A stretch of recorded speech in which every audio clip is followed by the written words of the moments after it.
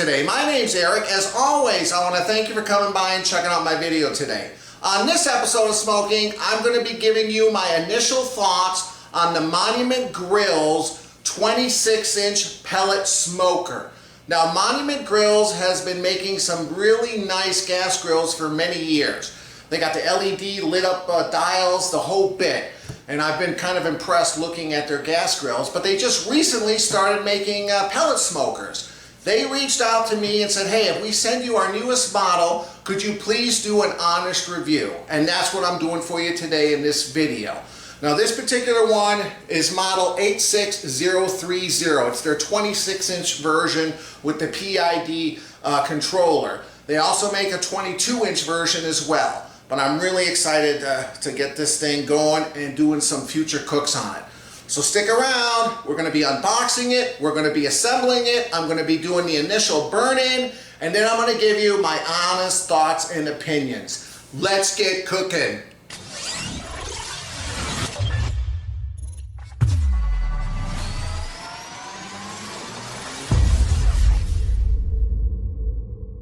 Alright guys, before I go outside and start assembling it, I just wanted to take you to their website. Of course, I'll leave a link below in the video description. But this is the 86030 model. It's their new 26-inch wood pellet grill and smoker. It has a MSRP of $559.99. It's got a PID temperature control, a searing wheel, fast clean-out hopper, dual wall firebox, 15-pound hopper capacity. I'll go over all the specifications when we get outside after I get it assembled. One thing I wanted to show you, which I'm really impressed with, is on their website when you kind of scroll down and you can go through the key features, the specifications. They have an assembly video, and I think that is really cool. A lot of people maybe aren't real handy with tools and they're not real good at reading directions. It comes with a very complete directions in a booklet, but some people kind of get instructions better when they see it. So this is a really cool video that they feature where they show you how to assemble it step by step. So you can play this on your phone or on a tablet, pause it, and then restart it and just keep following the video. So I think that is a really cool thing, and I have to give them kudos for doing that. Anyway, I'm gonna get outside. We'll get this thing put together. Meet you guys outside. All right, guys, I'm getting ready to put this together. I'm not gonna show you the whole process because there's a great video. I'll leave a link below that they made. It's a 5-minute video. It shows you step by step, but of course it came with directions. I like the fact that all the screws are in this nice little plastic case here that you just pop open. It's already labeled, very nice. You can see it's not going to be too complicated. It looks like I just need like a Phillips style screwdriver and a wrench, I think. But I'll get to work on this, guys, and when it's done, we'll come back together and I'll kind of go over the features. Alright guys, here we are. It took me around an hour and a half. It's really a one-person job. The only part I needed my wife to help me with was lifting the actual smoker box up onto the legs once you get that assembled. But other than that, one person can easily put this together. Just to show you here, we'll do kind of like a quick overview. We got 2 sliding shelves in there, which are really cool. What I really like about this is you have these adjustable racks, kind of like your oven in your house. So you might say, well, why is that so important? Well, obviously, if you're cooking something big, maybe a turkey, being able to remove that top rack completely, now you have room for a turkey. Or say you're cooking some chicken and or a pork roast or something, and there's going to be some liquid that's dripping down, you could put a foil pan underneath here to capture all that liquid so you don't mess up the inside of your grill. So really, really cool. Let me show you something else that I've never seen in a smoker before, and I think it's really cool. You pull these out,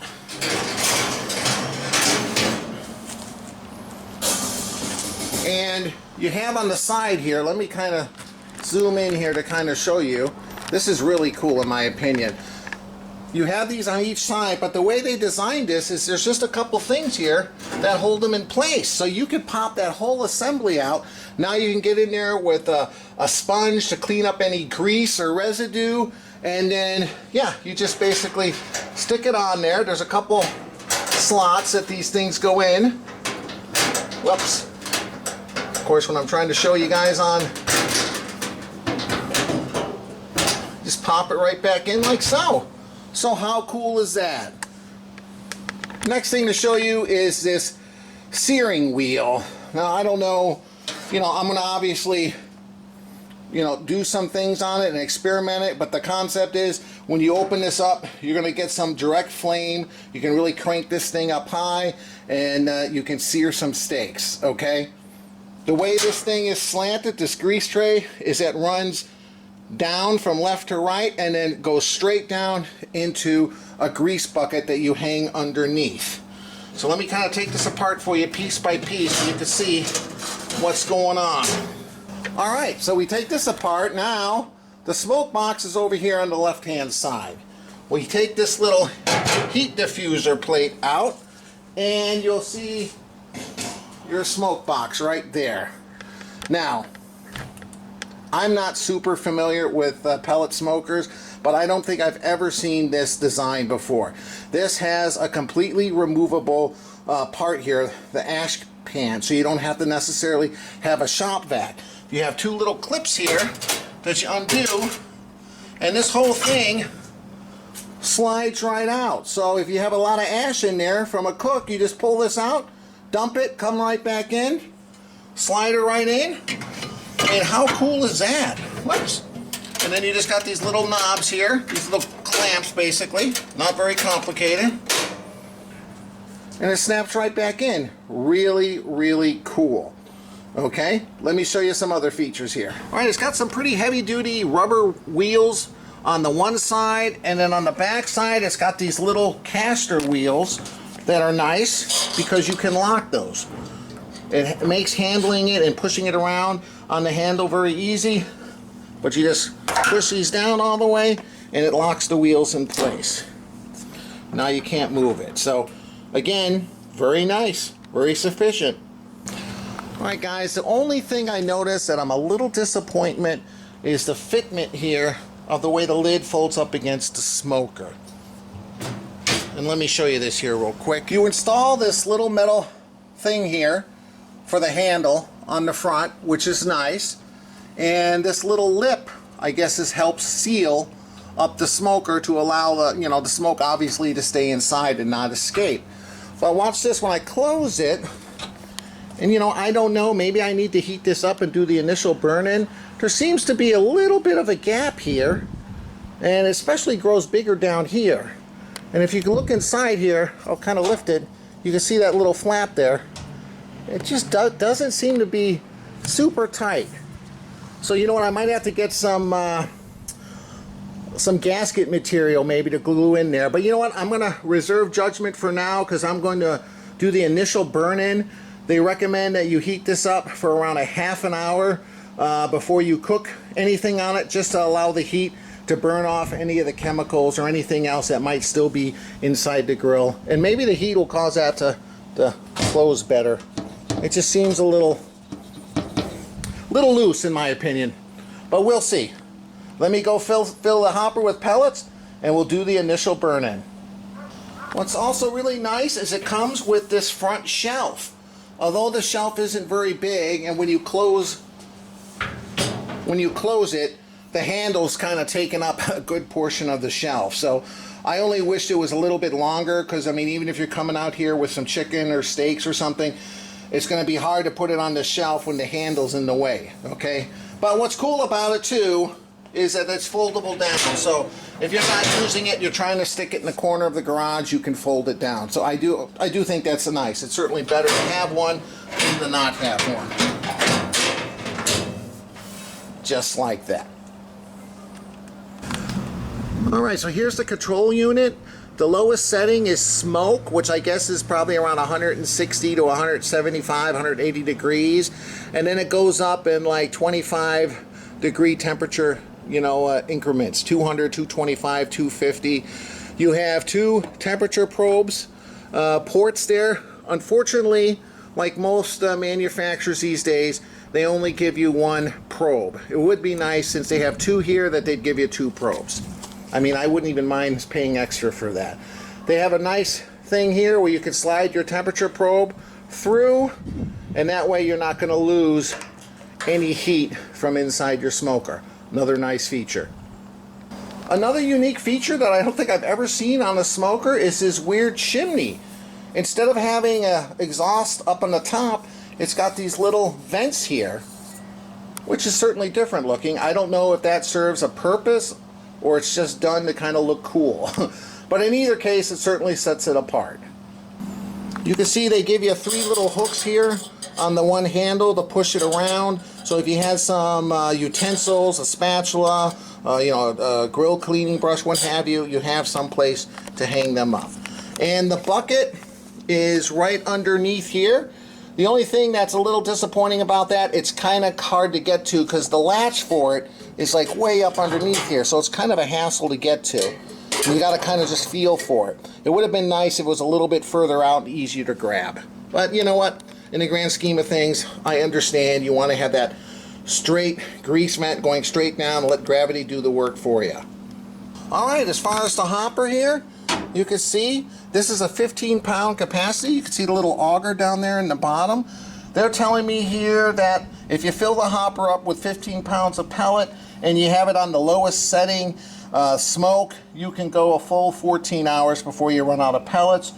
If you're doing it max temperature, which is around 450 degrees, you got around 8 hours. So I figure if you're doing something like 250, 225, 275, you're probably going to be in the 6-hour range. So more than enough for most smoke cooks that you're going to be doing. Another neat feature is it's got a very handy cord wrap.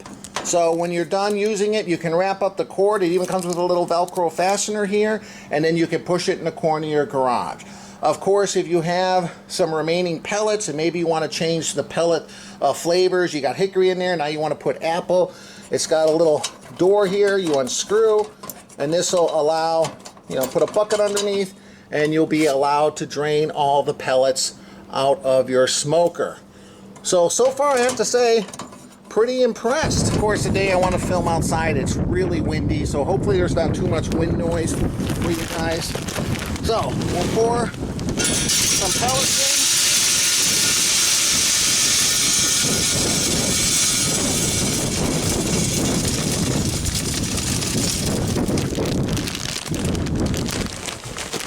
Let's get this thing fired up.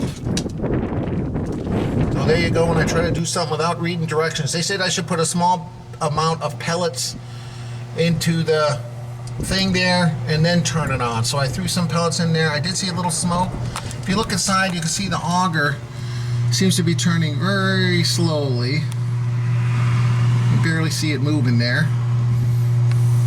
And while I'm inside the grill here, just to show you, right up here in the top corner is where the temperature probe is. Right there. So it's right in the back there. That's going to give us our temperature reading. So let me get this going for a second here. Let me see when it's clearly guys, I've been sitting here in the garage just kind of watching this thing smoke, and it's been going around 10 minutes. I came to check the temperature. ERL. So let's look in the book and see what that means. In the meantime, I'm going to turn this thing off until we figure out what's going on. ERL means low temperature protection. Detection temperature less than 135 degrees for 6 minutes and power off. And then it displays ERL. Shut off the display, unplug the power, unplug the power. Okay, I'm going to start this over and see what's going on. I don't know what happened there, but let's start again. So I unplugged it, I shut the power off, I plugged it back in, powered it back on, and straight to 350. And it's showing 99 degrees. Up. Well, clicked 100, went down to 99. So, who knows? Let's give it around 10 minutes or so and see what happens. Hopefully this will start climbing up, because so far it hasn't gone hotter than 100 degrees. Be back in a minute. There's a controller here for the temperature probe that goes in the bottom here, and I pulled it out here. There's a little connector. I'll show you here. And I unplugged it and I plugged it back together, and now I can hear the fan running. So I think what happened was that wasn't making a good connection. So could have just been my mistake not fastening that, not making sure that connection, because it definitely has this humming sound that it didn't have before. And yeah, we're up at 160 degrees and it's been like 45 seconds. You can hear that fan. So, all right, false alarm. I was getting a little concerned that this thing wasn't working, but now that it's firing up and the temp, look at how fast the temperature's climbing. One thing I'll point out too, like I mentioned earlier, there's definitely smoke coming from this edge here. I mean, not a whole lot, but it isn't 100% sealed. So they say allow it to cook at 350 for a half hour to help cure the paint, burn off all the residual oils and stuff from manufacturing process. Maybe that'll cause that thing to seal better. I don't know, but that's my only concern so far. Whoa, we're at I mean, this thing's climbing fast.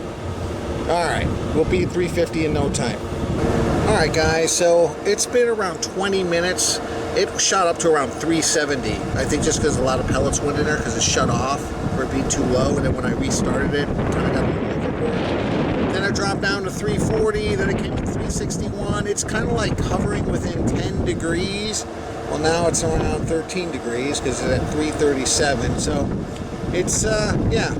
Maybe it takes a good 20 minutes to a half hour for it to kind of settle in. I mean, I don't have a problem with it going a few degrees over. And like I said, I apologize. It's really windy out here. I don't know if that has something to do with it or not. But I want to show you something else here too. Let's see. I put a couple of temperature probes in here. So this one's saying 350. Perfect. And this one is saying 350. And that's what I want it to be at. So you know what? Maybe it's working good after all. Maybe this controller, for the fact that it's, you know, maybe you know what I think it is? I think it's because the controller is up here in the corner, and it's probably right in that area where it's getting the most. It's not getting an accurate reading. It's too far up in the back. It's got to be more in the center, maybe even underneath where it opens up. Okay, now it's obviously dropped down because I opened the door, but yeah, so far so good.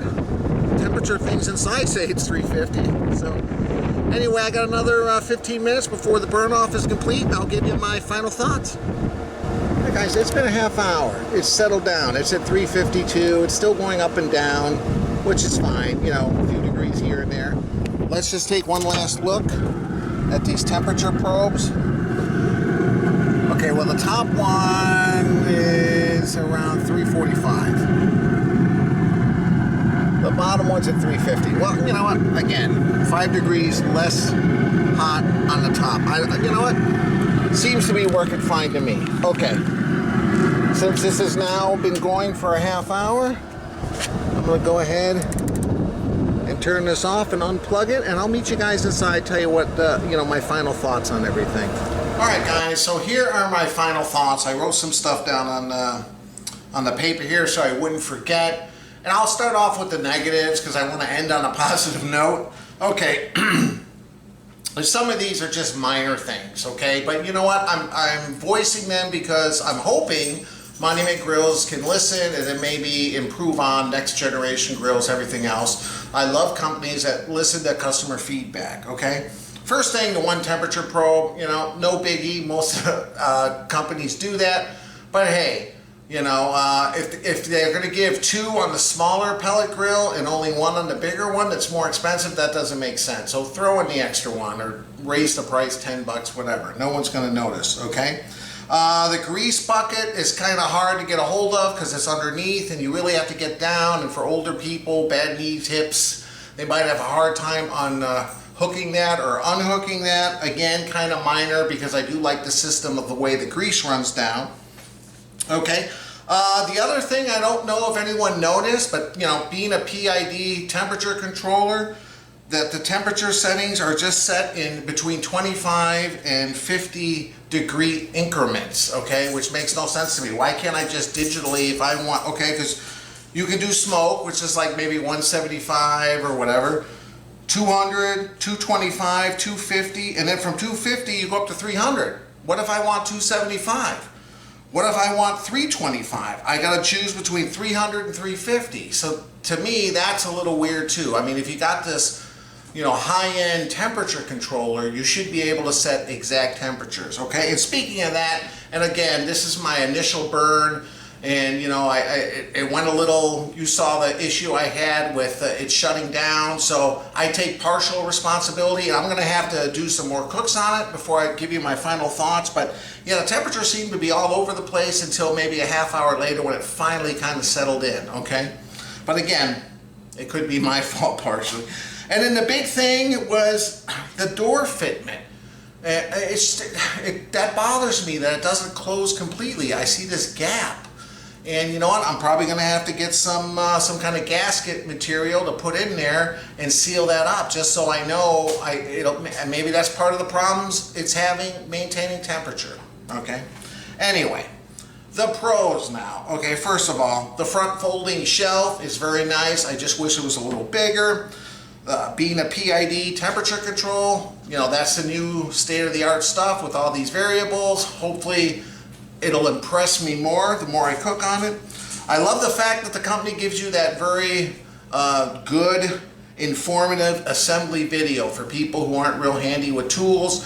You can watch the video, you can pause it, you can, you know, if you have an issue, what do I do next? You can go back to the video. So I really like the way that was done. It's a 5-minute video. It's very thorough. So you know, that's very good.